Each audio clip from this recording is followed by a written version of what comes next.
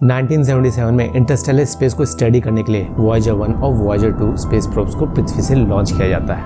4 मार्च 1979 को Voyager 1 Europa की तस्वीर खींचता है। ठीक उसके 128 दिनों बाद वॉयेजर 2 भी यूरोपा की तस्वीरें खींचता है। इन दोनों तस्वीरों को जब ध्यान से देखा गया तो कुछ अजीब सा दिखा।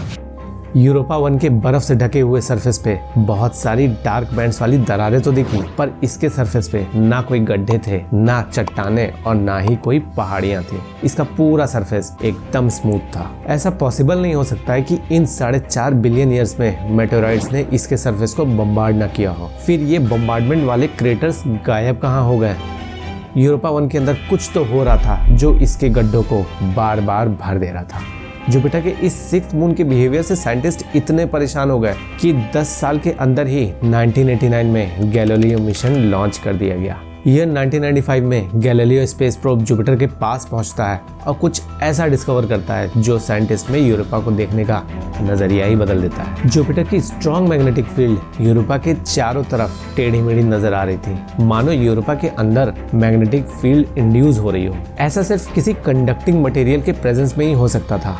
ये बस एक ही तरफ इशारा कर रहा था। यूरोपा के बर्फीली सतह के नीचे खारे पानी का एक बहुत बड़ा समुद्र है।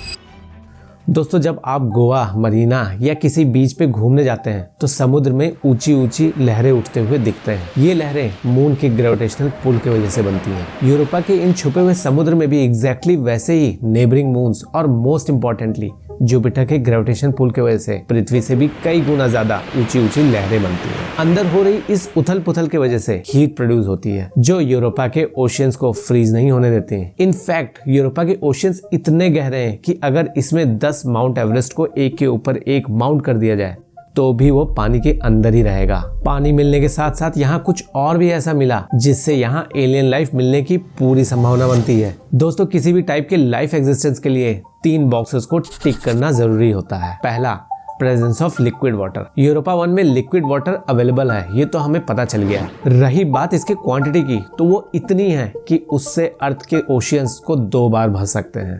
मतलब इस मून में पानी की कोई कमी नहीं है। दूसरा, इन केमिकल एलिमेंट्स की अवेलेबिलिटी। एस्ट्रोबायोलॉजिस्ट इन केमिकल्स को बिग 6 कहते हैं क्योंकि किसी भी लिविंग ऑब्जेक्ट में ये 6 एलिमेंट्स का होना बहुत जरूरी है। यहाँ तक कि हमारे बॉडी में भी इन एलिमेंट्स की मौजूदगी है। ऑफ कोर्स इनके अलावा भी कई सारे एलिमेंट्स हैं। सितंबर 2023 में जेम्स वेब टेलीस्कोप की डेटा की मदद से साइंटिस्ट ने यूरोपा पे कार्बन एलिमेंट का प्रेजेंस को डिटेक्ट कर लिया।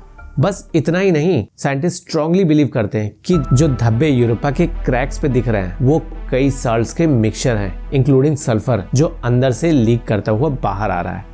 अगर यूरोपा के एटमॉस्फेयर को देखें तो वो प्राइमरीली ऑक्सीजन से बना हुआ है। ये ऑक्सीजन यूरोपा के सरफेस से लीक करते हुए अगर पानी तक पहुंच जाए तो कोई बड़ी बात नहीं होगी। इसके अलावा साइंटिस्ट यूरोपा के पूरे सरफेस पे हाइड्रोजन पेरोक्साइड डिटेक्ट कर चुके हैं। हाइड्रोजन पेरोक्साइड पानी में आसानी से मिक्स होकर ऑक्सीजन रिलीज करता है। अनुमान है कि यूरोपा के पानी में इतना ऑक्सीजन होगा कि वो किसी भी टाइप के बायोलॉजिकल प्रोसेस को आसानी से सपोर्ट कर सकता है, यहाँ तक कि मल्टी सेलुलर ऑर्गेनिजम्स को भी। इसका मतलब साफ है, यहाँ पे बैक्टीरिया, माइक्रोब्स के अलावा और भी बहुत कुछ मिल सकता है।